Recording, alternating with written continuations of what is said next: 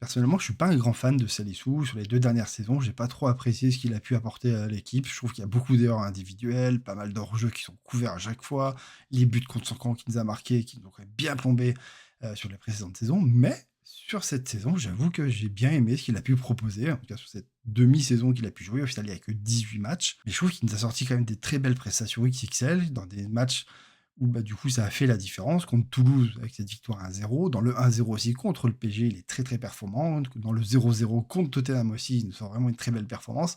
Donc voilà, je trouve que sur cette première moitié de saison, c'est quasiment lui notre meilleur défenseur qu'on a. Je trouve qu'il est largement au-dessus de Kerrer. Derrière, bon, forcément, c'est pas très compliqué. Maouissa est quasiment tout le temps blessé à ce moment-là.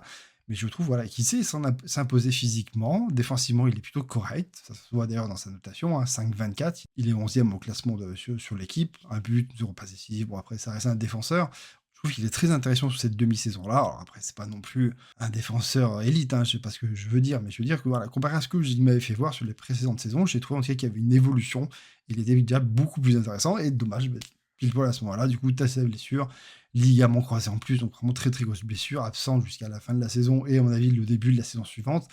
C'est vraiment dommage, parce que je pense que du coup, avec en plus Poconi qui est arrivé, qui allait mettre un système à 3 en place, bah, clairement, ça nous a manqué, hein. La preuve, on a dû aller recruter en urgence un peu Faes, pour arriver un peu à combler les manques qu'on avait en défense centrale, mais c'est vraiment un joueur qui nous a manqué lui aussi sur la deuxième partie de saison. Je pense qu'il nous aurait vraiment fait du bien. Maintenant, qu'est-ce qui va se passer pour la saison prochaine? Est-ce que je le garde? Est-ce que je le vends? Bon, bah, de toute façon, j'ai déjà un peu répondu à cette question dans la vidéo que j'ai fait sur Sané.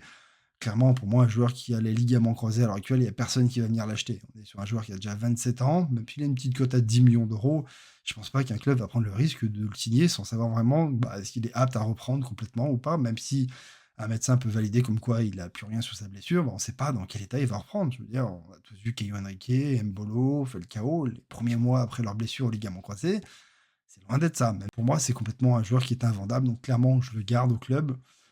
Et j'en fais bien sûr un remplaçant, parce que je peux pas me permettre de dire la saison prochaine, on part tout de suite avec lui sans savoir vraiment s'il a la capacité bah, de retrouver ses appuis, de retrouver de la vitesse, de la confiance, hein, surtout ça qui est compliqué avec les ligaments croisés après. Donc non, voilà, c'est un joueur sur lequel oui, je vais compter la saison prochaine, un peu à défaut, mais j'avoue que s'il reproduit un peu ce qu'il a fait cette saison-là, je trouve ça intéressant. Bah, je vous laisse me dire, vous, en commentaire, ce que vous avez pensé de la demi-saison de Salissou. Si vous aussi, vous avez trouvé qu'elle était plus intéressante que ce qu'il avait pu proposer par le passé. Et du coup, qu'est-ce que vous en feriez? Si vous en feriez un titulaire, un remplaçant ou si vous le vendez? Voilà, du coup, mon tableau complet de toutes les vidéos bilan que j'ai fait. On arrive quasiment à la fin et du coup, on se retrouve très, très vite, bah, pour un des 3 derniers joueurs qui restent à faire.